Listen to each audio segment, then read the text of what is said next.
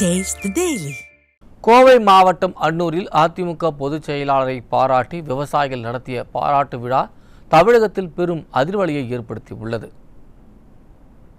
தமிழக அரசியலில் பெரும் அதிர்வல். அன்னூரில் அத்திக்கடவு அவிநாசி திட்டம் நிறைவேற காரணமாக இருந்த முன்னாள் முதல்வர் எடப்பாடி கே பழனிசாமி அவர்களுக்கு விவசாயிகள் நன்றி அறிவிப்பு கூட்டத்தை நடத்தி முடித்திருக்கிறார்கள்.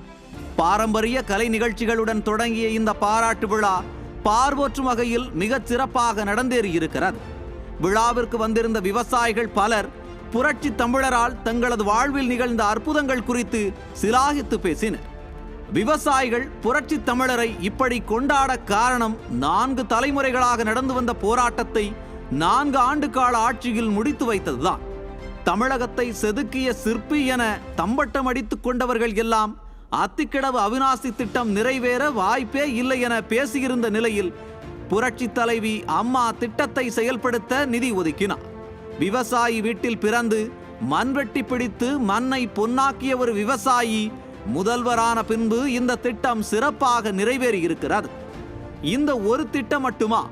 குடிமராமத்து திட்டம் கொண்டு வந்து ஏரி குளங்களை தூர்வாரியதாக இருக்கட்டும், மீத்தேன் திட்டத்தால் பாலைவனமாக இருந்த டெல்டா மாவட்டங்களை பாதுகாக்கப்பட்ட வேளாண் மண்டலமாக அறிவித்ததாகட்டும், காவிரி மேலாண்மை வாரியம் அமைத்து விவசாயிகளை காப்பாற்றியதாகட்டும், கோதாவரி காவிரி இணைப்பு திட்டத்தையும் காவிரி குண்டாறு இணைப்பு திட்டத்தையும் உருவாக்கி தொலைநோக்கு பார்வையோடு சிந்தித்ததாகட்டும், புரட்சி தமிழர் முதல்வர் இருக்கையில் இருந்த 4 ஆண்டுகளும் விவசாயிகளுக்கான முதல்வராகவே இருந்தார்.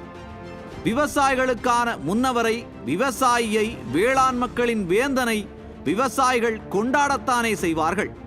டெல்டா விவசாயிகள் நன்றி அறிவிப்பு கூட்டம் நடத்திய போது நடுங்கியவர்கள் இன்று அன்னூரில் நடைபெற்ற விழாவை கண்டு அழுது புலம்புகிறார்கள்.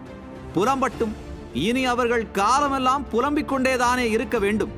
விளம்பரத்தால் மக்களை ஏமாற்றுபவர்களுக்கும் விளம்பர பிரியர்களுக்கும் நாள் முழுக்க அரசியல் கட்சிகளால் கூட நடத்த முடியாத அளவிற்கு ஆரவாரத்துடன் விவசாயிகள் நடத்தி முடித்திருக்கும் இந்த மாபெரும் விழா பல பாடங்களை கற்றுக் கொடுத்திருக்கிறது. அடுத்தது அதிமுக ஆட்சிதான், அடுத்த முதல்வர் எடப்பாடி கே பழனிசாமி தான் என்பதை திட்டவட்டமாக பறைசாற்றி இருக்கிறார்கள் வேளாண் பெருமக்கள். நியூஸ் ஜே செய்திகளுக்காக ஸ்ரீராம் சுப்புராஜ்.